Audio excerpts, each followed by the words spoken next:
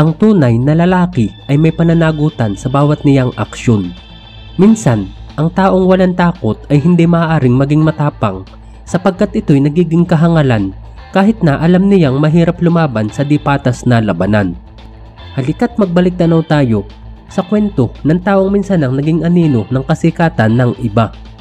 Unti-unting umangat at nagsikap na magkaroon ng sariling pangalan, ngunit sa kasagsagan ng tagumpay, imahin niya sa pelikula ay nadala sa totoong buhay kung saan walang takot nakipaglaban sa mga kontrabidang punong-puno ng kasamaan.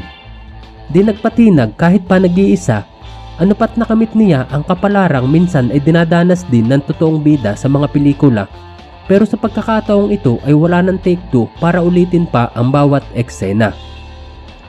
Ang kwento ng mga pagsisikap, pamamayagpag at katapangan ni Jess Lapid Sr.